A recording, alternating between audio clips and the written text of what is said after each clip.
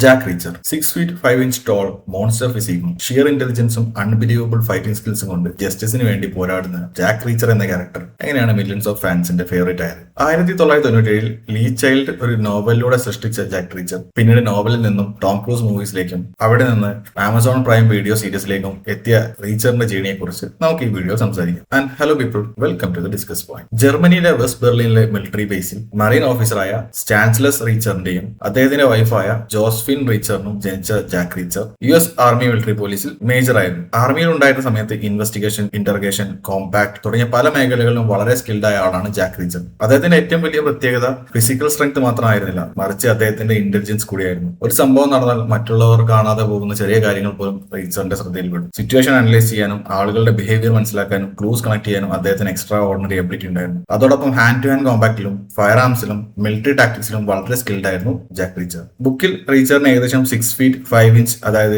ഏകദേശം 196 സെന്റിമീറ്റർ ഉയരമുള്ള വളരെ മസ്കുലർ ആയ ഒരാളായിട്ടാണ് ഡിസ്ക്രൈബ് ചെയ്യുന്നത്. പക്ഷേ റീച്ചറിന്റെ ഏറ്റവും ഇൻട്രസ്റ്റിംഗ് പാർട്ട് അദ്ദേഹത്തിന്റെ ലൈഫ് സ്റ്റൈൽ ആയിരുന്നു. ആർമി വിട്ടതിനു ശേഷം റീച്ചർ ഒരു സ്ഥലത്ത് പോലും സെറ്റിൽ ആകാതെ ഒരു ചെറിയ ബാഗ്, കുറച്ച് ക്ലോത്ത്സ്, ഒരു ഫോൾഡബിൾ ടൂത്ത് ബ്രഷ്, അത്രയും സാധനങ്ങളുമായി അദ്ദേഹം സ്ഥലങ്ങൾ മാറി മാറി സഞ്ചരിച്ചുകൊണ്ടേയിരുന്നു. ജാക്ക് റീച്ചറിന്റെ ഒറിജിൻ അന്വേഷിച്ചു പോകുമ്പോൾ നമ്മൾ ലീ ചൈൽഡ് എന്ന എഴുത്തുകാരനിലേക്ക് എത്തും. ബ്രിട്ടീഷ് ഓതറായ ലീ ചൈൽഡ് ആണ് ജാക്ക് റീച്ചർ എന്ന ക്യാരക്ടർ സൃഷ്ടിച്ചത്. 1997 പുറത്തിറങ്ങിയ കില്ലിംഗ് ഫ്ലോർ ആണ് ആദ്യ ജാക്ക് റീച്ചർ നോവൽ. നോവലിന്റെ സക്സസോടെ റീച്ചർ ഒരു സിംഗിൾ ബുക്ക് ക്യാരക്ടറായി നിൽക്കാതെ ഒരു വലിയ ബുക്ക് ഫ്രാഞ്ചൈസി ആയി തന്നെ മാറി. ഇതിന്റെ ഏറ്റവും വലിയ പ്രത്യേകത എന്താണെന്ന് വെച്ചാൽ ഓരോ നോവലിലും റീച്ചർ സാധാരണ ഈ പുതിയ സ്ഥലത്താണ് എത്തുന്നത്. അവിടെ ഒരു മിസ്റ്ററി അല്ലെങ്കിൽ ഒരു ക്രൈം ഉണ്ടാകും. റീച്ചർ അതിൽ ഇൻവോൾവ് ആകും. അവസാനം സത്യം പുറത്തു കൊണ്ടുവരികയും ജസ്റ്റിസ് നടപ്പാക്കുകയും ചെയ്യും. അതുകൊണ്ട് തന്നെ പല റീച്ചർ നോവൽസും ഇൻഡിപെൻഡന്റ് സ്റ്റോറീസ് ആയി തന്നെ വായിക്കാം. അതേസമയം ക്യാരക്ടറിന്റെ പാസ്റ്റ്, ആർമി കരിയർ, റിലേഷൻഷിപ്പ് തുടങ്ങിയ കാര്യങ്ങൾ ബുക്കിലൂടെ ഗ്രാജുവലി എക്സ്പാൻഡ് ചെയ്യുന്നുണ്ട്. ജാക്ക് റീച്ചർ നോവൽസ് ലോകമെമ്പാടും വലിയ റീഡർഷിപ്പ് നേടി. ക്യാരക്ടറിന്റെ കോമ്പിനേഷൻ തന്നെയായിരുന്നു ഇതിന്റെ പ്രധാന കാരണം. ഒരു ഭാഗത്ത് ഡിറ്റക്റ്റീവ് സ്റ്റോറി, മറ്റൊരു ഭാഗത്ത് മിലിറ്ററി ത്രില്ലർ, അതോടൊപ്പം ആക്ഷൻസ്. ഇതെല്ലാം വളരെ സിമ്പിൾ ആയ ഒരു ക്യാരക്ടർ ഫിലോസഫിയുമായി കമ്പൈൻ ചെയ്യുന്നു. റീച്ചർ dozen look for trouble, but when trouble finds him he doesn't walk away.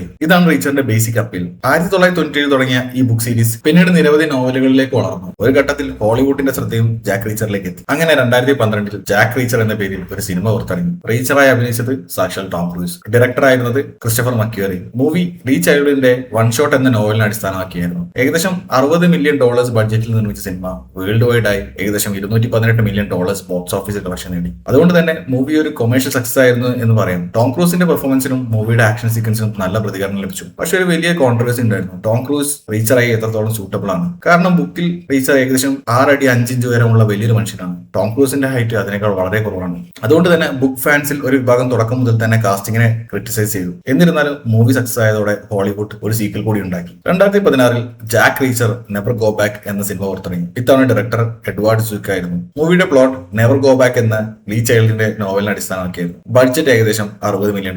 World wide box ഓഫീസിൽ ഏകദേശം $162 million, അതായത് ആദ്യ സിനിമയേക്കാൾ കളക്ഷൻ കുറഞ്ഞു. എന്നാലും മൂവി കംപ്ലീറ്റ്ലി ഫെയിൽഡ് എന്നല്ല. പക്ഷെ ആദ്യ സിനിമ നേടിയ ലെവൽ ഓഫ് സക്സസ് അല്ലെങ്കിൽ എന്തൂസിയാസം സീക്വലിന് ലഭിച്ചില്ല. ഇതോടൊപ്പം ഒരു വലിയ ക്വസ്റ്റ്യൻ വീണ്ടും ഉയർന്നു. ടോം ക്രൂസ് നല്ല ആക്ടർ ആണെങ്കിലും അദ്ദേഹം യഥാർത്ഥ റീച്ചറാണ്. ബുക്ക് ഫാൻസിന്റെ ഈ ഡിബേറ്റ് ഇവിടെ അവസാനിച്ചില്ല. പിന്നീട് റീച്ചറിന് ടെലിവിഷനിൽ പുതിയ ജീവൻ ലഭിച്ചു. 2022 ആമസോൺ പ്രൈം വീഡിയോയിൽ റീച്ചർ എന്ന സീരീസ് ആരംഭിച്ചു. ഇവിടെ ജാക്ക് റീച്ചറായി എത്തിയത് അലൻ റിച്ച്സൺ ആയിരുന്നു. ഇവിടെ കാസ്റ്റിംഗ് തന്നെ വലിയ ഡിഫറൻസ് ആയിരുന്നു. കാരണം അലൻ റിച്ച്സന്റെ ഫിസിക്കൽ അപ്പിയറൻസ് ബുക്കിലെ റീച്ചറിന്റെ ഡിസ്ക്രിപ്ഷനോട് വളരെ അടുത്തതാണ്. അതുകൊണ്ട് തന്നെ ബുക്ക് ഫാൻസിന്റെ ഇനീഷ്യൽ റിയാക്ഷൻ വളരെ പോസിറ്റീവ് ആയിരുന്നു. സീസൺ 1 ലീ ചൈൽഡിന്റെ ആദ്യ നോവലായ കില്ലിംഗ് ഫ്ലോറിനെ അടിസ്ഥാനമാക്കിയായിരുന്നു. റീച്ചർ ഒരു ചെറിയ ടൗണിലെത്തുന്നതും അവിടെ നടക്കുന്ന മർഡറിന്റെ പിന്നിലെ വലിയ കൺസ്പിറസി കണ്ടെത്തുന്നതായിരുന്നു സ്റ്റോറി. സീസൺ 1 ഒരു വലിയ ക്രിട്ടിക്കൽ സക്സസ് ആയി. റോട്ടൻ ടൊമാറ്റോസിൽ ഏകദേശം 92% ക്രിട്ടിക് സ്കോർ നേടി. പക്ഷേ ഏറ്റവും പ്രധാനപ്പെട്ട കാര്യം was audience response. People really connected with this version of റീച്ചർ. Season 2 മറ്റൊരു നോവലായ ബാഡ് ലക്ക് ആൻഡ് ട്രബിളിനെ അടിസ്ഥാനമാക്കിയായിരുന്നു. സീസൺ 2 വളരെ സ്ട്രോങ് റിസപ്ഷൻ ലഭിച്ചു. റോട്ടൻ ടൊമാറ്റോസിൽ ക്രിട്ടിക് സ്കോർ ഏകദേശം 98%. സീസൺ 3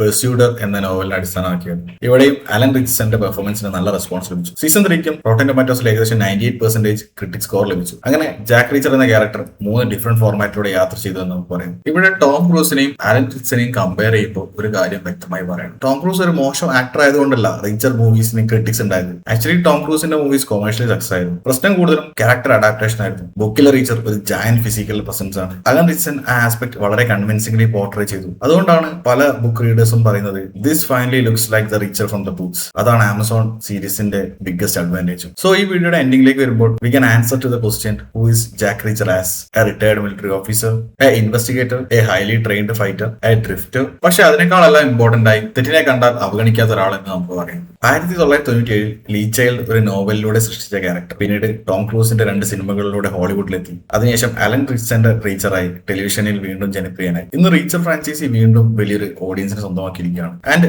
റീച്ചറിന്റെ കഥ ഇവിടെ അവസാനിക്കുന്നില്ല. 2026 ഓഗസ്റ്റ് 12 റീച്ചർ സീസൺ 4 ആമസോൺ പ്രൈം വീഡിയോസിൽ എത്തിയിരിക്കുകയാണ്. ആദ്യത്തെ 3 എപ്പിസോഡുകൾ ഇതിനടക്കം റിലീസ് ചെയ്തു കഴിഞ്ഞു. സോ ഇത്രയും കാര്യങ്ങളാണ് റീച്ചറിനെ കുറിച്ച് പറയാനുള്ളത്. ആൻഡ് നിങ്ങളുടെ അഭിപ്രായങ്ങൾ കമന്റായി രേഖപ്പെടുത്തുക. So we can have a healthy discussion in the comment section. And see you guys in the next video. Until then, bye bye.